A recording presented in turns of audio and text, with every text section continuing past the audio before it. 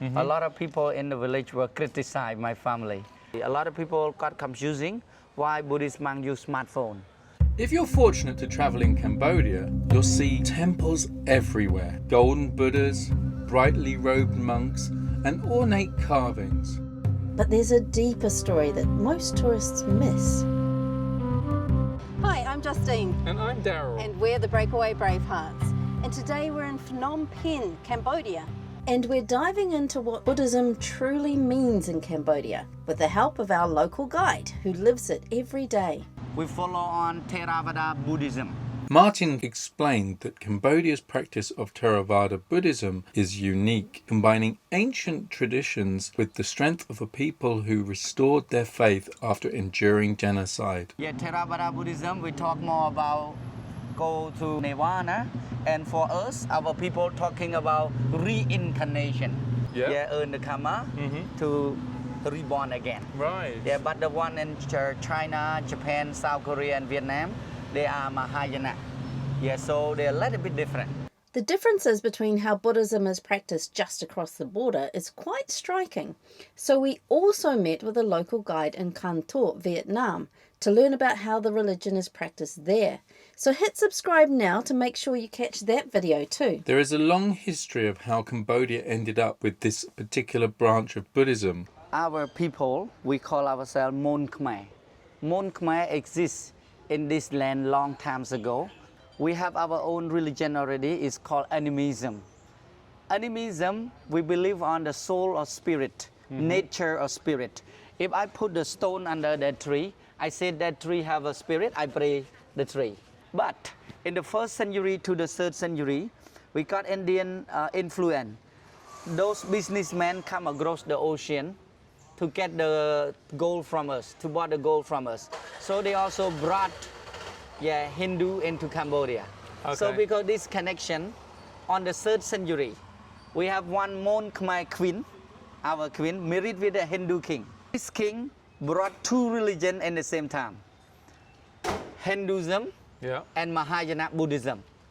In the same time, So from the 3rd century to 14th century, if our king will follow Hinduism, we are Hinduism. If our king will follow Mahayana Buddhism, we are Mahayana Buddhism. Right. That means we are like this. Yes, so why we converted? The story is like this. On the 802, we call Khmer Empire, and we built Angkor Wat for the Hindu temple.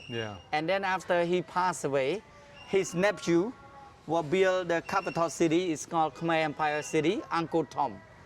And this smart king, he built one temple in the middle.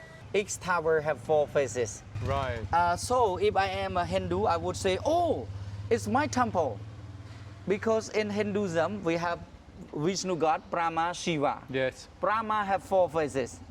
So that's why I said it's my temple. I went in and prayed. Okay. But if my friend, he is a Mahayana Buddhism, he would say the same. He would say, oh, it's my temple too. He went inside pray because Bodhisattva, Alokeswara, and Mahayana Buddhism have 4 faces as well. Okay. So the king said, it doesn't matter you are Hindu, it doesn't matter you are Mahayana Buddhism, we the same blood. So coming in, pray together, make the country reach to the top. A great intent, and it lasted for half a century. But by 1431, the Khmer Empire was in decline. The king decided something needed to change. He wondering why Khmer Empire, 802 to 1431, 629 years, we grow to the top, why we come down. He found Hindu doesn't like Mahayana Buddhism. The one that in Vietnam nowadays. So he took away Mahayana Buddhism, replaced with the Theravāda Buddhism, which is the Buddha nowadays that we believe that he come from India or Nepal. So we believe that our Buddha nowadays, he reincarnation from the Vishnu God, from Hinduism. So he replaced it like this and lasts until today. So we don't have any reaction of religion anymore. Because our Buddha is the reincarnation from Vishnu God. So that's why Angkor Wat was converted to the Buddhist temple 1540 on that day. So what I try to explain you is Cambodia we got animism, Hinduism, and Buddhism. So we are 3 in 1 like a Nescafe. you know, Nescafe. This Nescafe 3-in-1 approach has meant that Buddhist beliefs are now ingrained in the culture and daily life. The beliefs have survived even the massive attack on Buddhism in the mid-1970s during Pol Pot's Cambodian genocide. The Khmer Rouge viewed monks as a threat to their communist ideals, partly due to their high levels of education. The Khmer Rouge labelled monks as leeches on society due to their reliance on donations. The mass killing of monks and the destruction of temples nearly wiped out Buddhism practice in Cambodia. But after the regime's fall, monasteries became key centres for education, especially for young men in rural areas where schools were scarce. When I grew up, 1997, I moved to live with a Buddhist monk because the school is 30k away and it's 2 hours by cycling from my village to Siem Reap. There's no road, no school, no hospital, nothing. Flooded, yeah? And that's why I moved to live with a Buddhist monk for 10 years and learn English. Okay. Yeah, and otherwise I cannot. And during that time, we don't believe on education. Most of people are scared. If they could read and write, they might lose, they might war again, you know. So in my village, the whole village. Oh, I see what you're saying. Yeah, a whole village, if they are 35 to 45 years old like me, it's only 3 of us in the village will finish university. And one of them is me. Okay. Because we moved to live with a Buddhist monk. Wow. And some of them become a Buddhist monk and myself student of monk for 10 years. So I learned English with the Buddhist monk. Very interesting because the way that I learn is not right now. In that time, people still scared with the war, so they study the way how to talk and memorize it.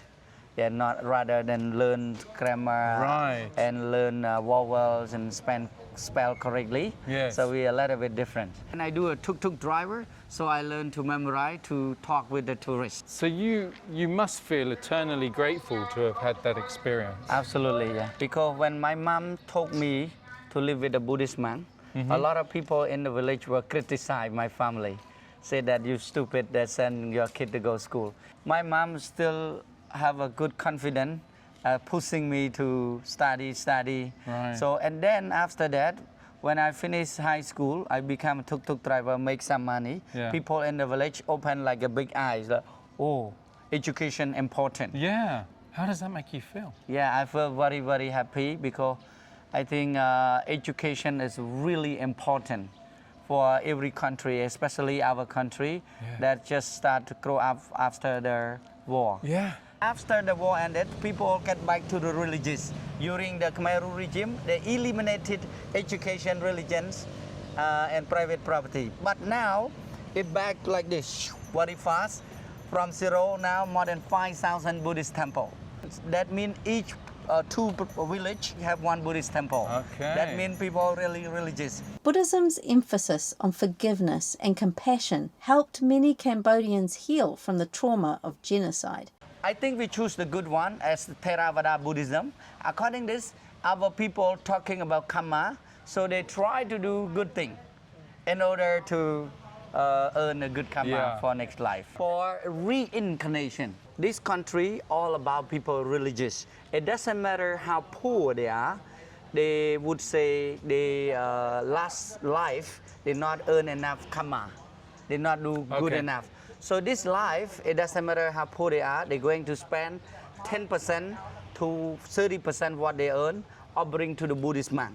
So according to this, if I offering money $10 to my mother will spend 50% to offering to the Buddhist monk. Okay. Yeah, and if I offering $10 to my grandmother would spend 90% to Buddhist monk. You know why 90%? Because my grandmother now 90 years old. Martin took us to one of the most important temples operating in Phnom Penh. So the one that we go in is called Wat Bol Tum. Our special person, he live inside. So our religious leader in China is called Dalai Lama, but here we call our religious leader as a Buddhist monk king. Yeah, and he live in here. But we also do have one that retired already. He's 101 years old. Yeah, and he's still a good condition, yeah? 101 years old. Look at the gentleman, Yeah, he's slept. He's sleeping. So not just only the religious leader will live here, This place have 422 Buddhist monks live here and provide more than 1,000 of student and monks live here too. They free accommodation Yep. and also food as well. But they go Right. outside to study outside. They pay university by themselves because it's private, yeah. But here live for free, eat for free. So if you ask me who sponsor, of course, my mom and my grandmother that I just been told Right. you. So that means people religious bring money to Buddhist monk. Right. Buddhist monk split. As we walked through the grounds of the monastery, we were lucky enough to meet a young monk in training. He was very happy to talk to us, but asked not to be filmed as he was not wearing his full robe. Martin explained to us the significance of the distinctive colours of the robe. We had three different color. Yes. We have orange, Yes. dark brown, and a little bit red. Oh. So this, because this is the way that our Buddha want to be. And if we want to know, we have to cut the jackfruit tree. Yes. Inside the jackfruit tree, you see these three color. Yeah. That's what he would like, different, yeah. However, it's not he choosing. It depends on my mom offering to the Buddhist monk. It Okay. depends on the people that religious. They bought according to themselves. They what color they love. So, but have to be Okay. in these three color, yeah. And if they love orange or red, stronger red, then they offering, and the Buddhist monk have to accept it. We cannot say no, you know. I don't Right. like this color. No, cannot Yeah, say like okay, that. I understand. So this is a gift Right. from people. Buddhist monk have to practice, follow the way as a Buddha. Yes. Yeah. So while he live inside, he have only breakfast and lunch have to be 12 o'clock. He have to pray in front of the Buddha in the morning, like around 4 to 5, in the evening around 6 to 7 or 7 to 8. Yeah, Okay. and he cannot eat in the afternoon, no alcohol, no spirit, yeah, no sexual, no. Yeah. So cannot touch the woman, cannot riding the motorbike himself, but can sit behind someone. Okay. Yeah, okay, but can smoke cigarette. Yeah, But can smoke yeah, but cigarette. can smoke cigarette, no problem. No truck, but can smoke cigarette. Okay. And can use smartphone and laptop, iPhone, anything because need to study. Yes. Yeah, that's why a lot of people And that's the asking me. means of study now, Yeah, right? absolutely. A lot of people got confusing why Buddhist monk use smartphone. So to be clear now, because we need to study. It's education. Yeah, education. Yeah, and then I'm sorry, Buddhist monk have no underwear. Yeah, in this country, yeah, no underwear. That's So an this- interesting fact. Yeah, What does he love about his life as a monk? What does he enjoy about his life? សុំសួរលបងតិចក្នុង Okay, so he said that he loved to be the monk nowadays because he can study Bali and to come down himself, and not even that, also can go to study inscription in the school too. What does he wish that foreigners understood more about Buddhism? Is there anything he thinks that we should know? Okay. Okay. So he said that only three main things that he would love tourists to understand. Theមួយគឺ number one is all about karma. Yes, karma. That means foreigners should know that if they make a bad thing to people, that means they hurt someone. Of course, they will have a karma. So number two, foreigners should give something that what they had to people, you know, on the village, on the street, so on. So this is a making good to earn a good karma.